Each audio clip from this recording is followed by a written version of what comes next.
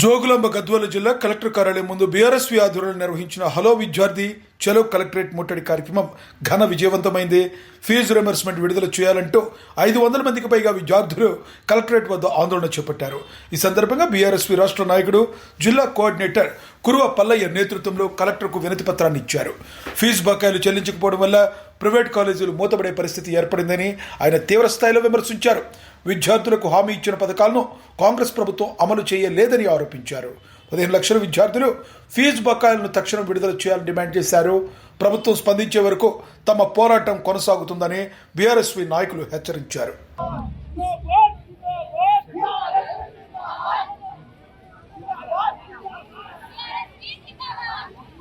మరి ఈ సందర్భంగా ఈ రాష్ట్రంలో మరి విద్యార్థులకు రావాల్సినటువంటి ఫీజు రియంబర్స్మెంట్ బకాయిలు ఇవ్వకుండా ఇవాళ రేవంత్ రెడ్డి సర్కారు విద్యార్థుల పైన మరి తీవ్రంగా నిర్బంధం విధిస్తా ఉన్నది. మరి ఆ విద్యార్థులకు నష్టం చేస్తా ఉన్నది. ఫీజు రియంబర్స్మెంట్ ఇవ్వకుండా మరి ఇవాళ దాదాపు రాష్ట్రంలో 8,000 కోట్లకు పైగా ఫీజు బకాయిలు పెండింగ్ లో ఉండడము ఈ ప్రభుత్వానికి సిగ్గుచేటు.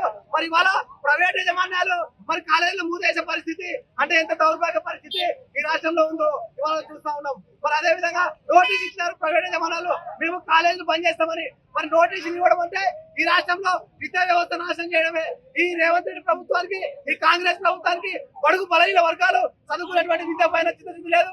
బడుగు బలహీన వర్గాల పట్ల నిర్లక్ష్యం. మరి అన్ని రకాలుగా ఇవాళ రాష్ట్రంలో విద్యార్థులందరినీ రోడ్ల పైకి ఎక్కించడం అంటే మరి ఎట్లా ఏంది పరిస్థితి? ఇవాళ మాకు రావాల్సినటువంటి స్కాలర్షిప్లు, మాకు రావాల్సినటువంటి ఫీజు రియంబర్స్మెంట్ ఇవ్వకుండా ఇవాళ యావత్ తెలంగాణ రాష్ట్ర విద్యార్థులు అందరినీ కూడా రోడ్ల పైకి తీసుకురావడం ఈ రేవంత్ రెడ్డి ప్రభుత్వానికి సిగ్గుచేటు.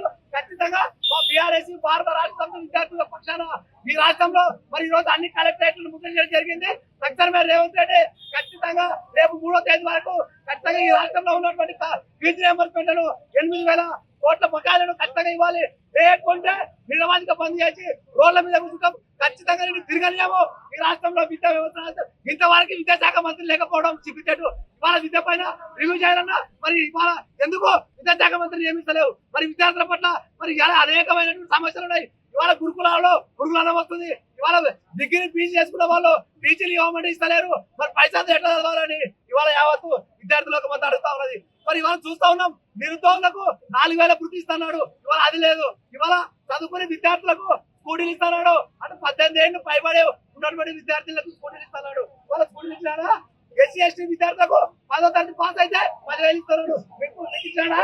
ఇవాళ ఇంటర్ పాస్ అయితే 15,000 ఇస్తున్నాడు, ఇవ్వలేదు. డిగ్రీ పాస్ అయితే 25,000 అన్నాడు, లేదు. పీజీ పాస్ అయితే 1,00,000 అన్నాడు, పిహెచ్డి పాస్ అయితే 5 లక్షలు అన్నాడు. ఇవాళ రూపాయి లేదు. ఇవాళ విద్యారంగం అంతా నాశనము.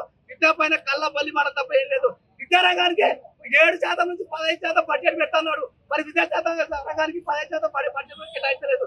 కాబట్టి మా బీఆర్ఎస్ పార్టీ, మా బీఆర్ఎస్ విద్యార్థి పక్షాన ఇవాళ మా వర్కింగ్ ప్రెసిడెంట్ కేటీఆర్ గారు కానీ, మా కేసీఆర్ గారి నాయకత్వంలో పెద్ద ఎత్తున రాష్ట్రంలో విద్యార్థుల పక్షాన ఉన్నాం. మా జిల్లా బీఆర్ఎస్ పార్టీ నాయకులు నాగపేట ఎక్కడన్నారు నాయకులు ఆదిపుర రెహమాన్, మరి పీడిఎస్ రాజు, మన విద్యార్థి విభాగ నాయకులు, జిల్లా నాయకులు, వీళ్ళందరి సమక్షంలో విద్యార్థుల పక్షాన ఇవాళ కలెక్టరేట్ ముట్టించాం. త్వరలో కూడా ఖచ్చితంగా రేపు 2వ 3వ తేదీకి ఇవ్వకపోతే నిరవాధిక రోడ్ల మీద డిమాండ్ చేస్తే హెచ్చరిస్తున్నాం.